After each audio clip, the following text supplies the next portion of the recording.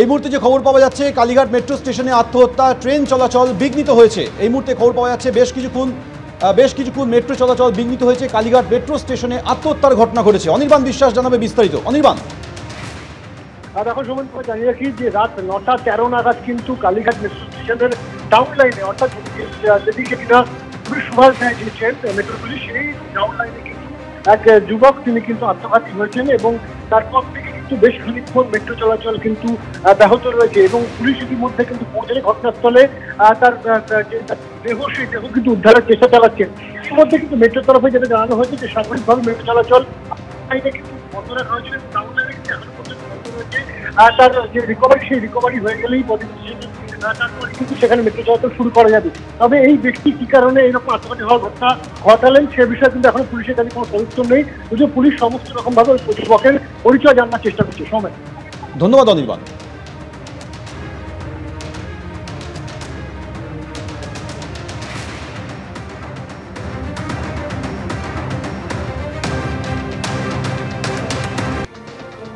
মুখ্যমন্ত্রীর বার্তার পরই গাড়ি ছেড়ে সাইকেলে তৃণমূলের পার্থপ্রতিম রায়।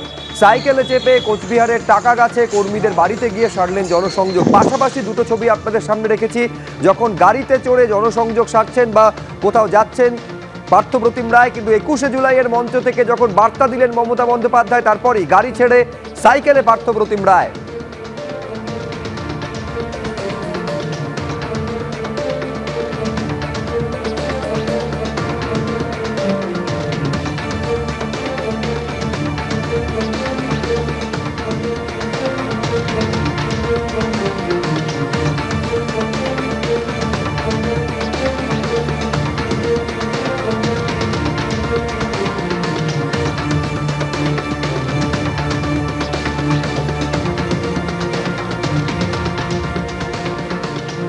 একুশে জুলাইয়ের মঞ্চ থেকে আমাদের নেত্রী মমতা বন্দ্যোপাধ্যায় দলের সকল স্তরের কর্মীদের নেতৃত্বের উদ্দেশ্যে একটা বার্তা দিয়েছে যে মানুষের সঙ্গে নিবিড় জনসংযোগ করতে হবে, প্রয়োজনে সাইকেলে পায়ে হেঁটে পাড়ায় পাড়ায় গ্রামে গ্রামে করতে হবে।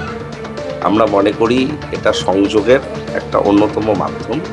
তো স্বাভাবিকভাবে আমরা সকলের চেষ্টা করব, যদি আমাদের কোনো ত্রুটি বিচ্যুতি থাকে সেগুলোকে শুধরে নিয়ে আরও বেশি করে মানুষের কাছাকাছি থেকে তাদের কথা শোনা, তাদের সমস্যার কথা শোনা এবং যতটা সম্ভব সেই সমস্যার সমাধানে উদ্যোগ করতে পারে। কংগ্রেসের আমরা দেখেছি যারা লেবারি করত তারা এনফিল্ডে ঘোরে, যারা স্কুটার বাইকে চড়তো তারা এখন স্করপিওতে চলে। এই তৃণমূল কংগ্রেসের নেতাদের চরিত্র আচরণ এটা পাল্টাবে না। আজকে পার্থপ্রতিম রায় সাইকেলে চড়ে গেছেন টাকাগাছ অঞ্চলে, এটা হাস্যকর ব্যাপার।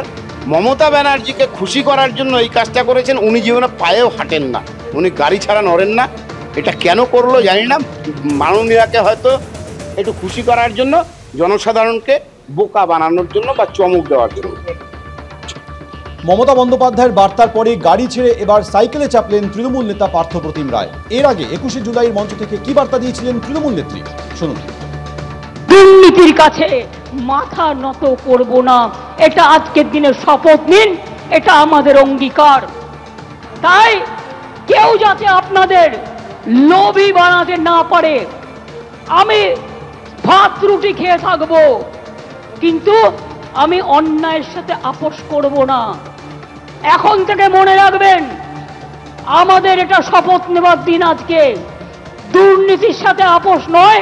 মনে রাখবেন, গাড়িতে ঘোরার চেয়েও পায়ে হেঁটে গ্রামে ঘোরা ভালো। তাতে শরীর ভালো থাকে, মন ভালো থাকে। বড় বড় গাড়িতে ঘোরার থেকে স্কুটারে ঘোরা ভালো, সাইকেলে ঘোরা ভালো।